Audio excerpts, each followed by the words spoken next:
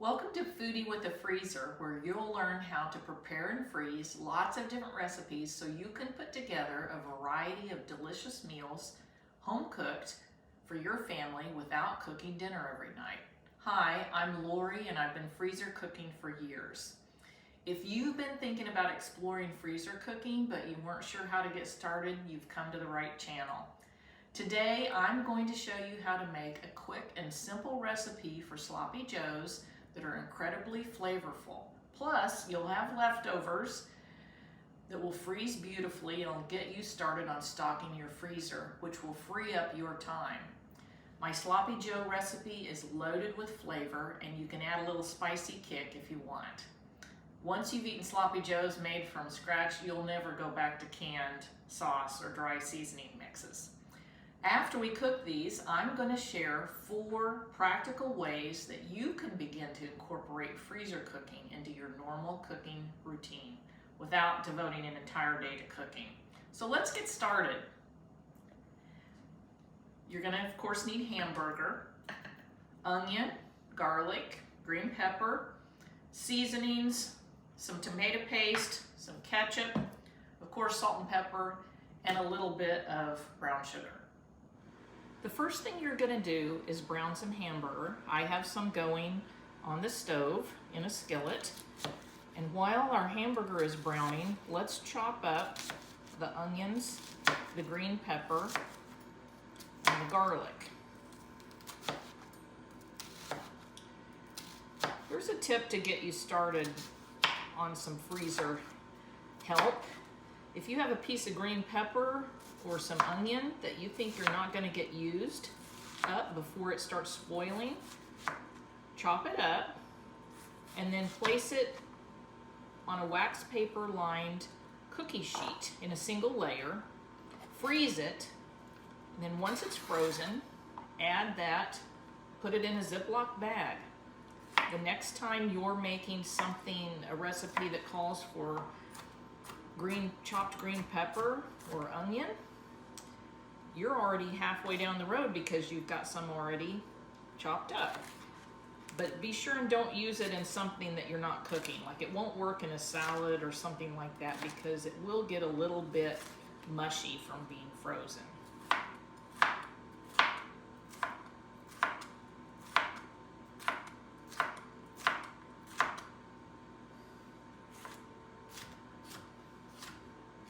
The recipe can be found for these sloppy joes in the comments below.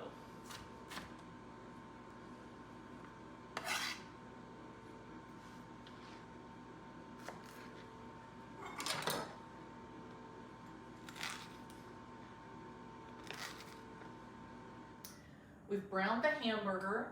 I used a potato masher to kind of chomp up the big chunks. I found that works really well. I used 90-10 hamburger on this, so you're going to want to drain the grease off. This didn't have much.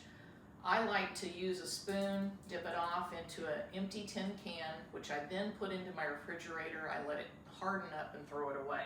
Another option you can use to get rid of the grease is to put the cooked hamburger in a colander and then run it under hot water. That's not my preferred method because I think you'll lose some flavor with that. So we're ready to go with the browned hamburger. Let's add our chopped vegetables. We're going to saute them for a few minutes until they're tender.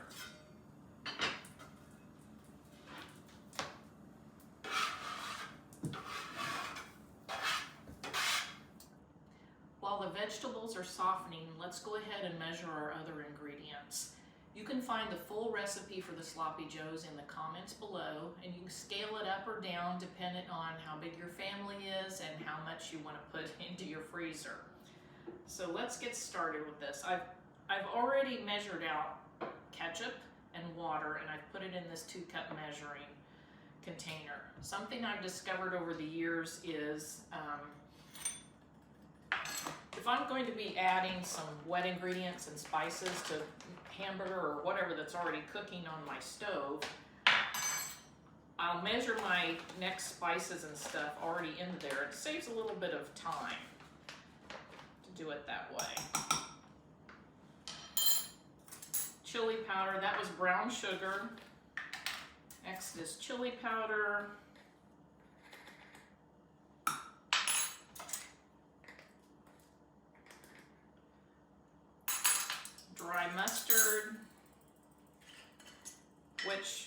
gives a little bit stronger flavor. It just works better than the other wet kind of mustard. Here's the optional kick item. We like it a little spicy with a little kick in our family, so I add some dry red pepper flakes. If you don't like spicy stuff, leave it out or adjust it for however spicy you like it. A little bit of Worcestershire sauce. And lastly, I wanted to tell you also about tomato paste as an ingredient. I always keep tomato paste in my freezer. I can never use this all at once. So I freeze whatever's left in the can. I label it, of course. Let it sit out for about 10 minutes before you want to use it. And then you can just scoop out exactly the amount that you need. I want 3/4 of a tablespoon, so there we go. Whoops. Add a little salt and pepper.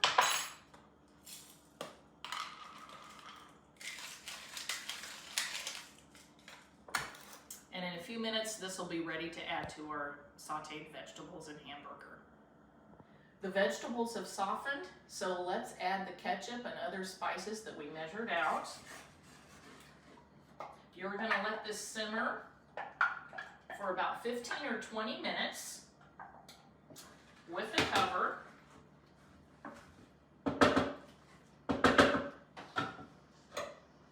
And after 15 or 20 minutes, dinner's ready to go. So dinner's ready. I like to serve this with chips and pickle spear on toasted bun. To freeze it, you can put it in Ziploc bags in a size that works for your family.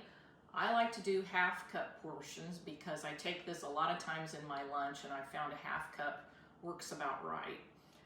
To reheat this, after it's thawed, you can reheat it in the microwave or on the stove top.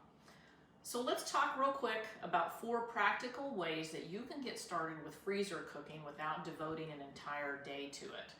The first one would be just make more. When you're making dinner for your family and it's something you know they like spaghetti, taco meat, lasagna, make a double or even a triple batch.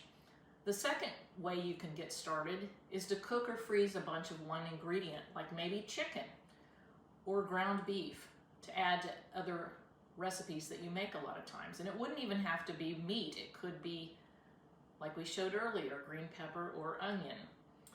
Third way is to freeze leftovers or excess. Before leftovers go to waste, freeze them. Or if you have excess, let's say you make a bundt cake, you could eat part of it and freeze part of it. Also works with cookie dough. But be careful, it's really dangerous when you can have a warm cookie from the freezer anytime you want.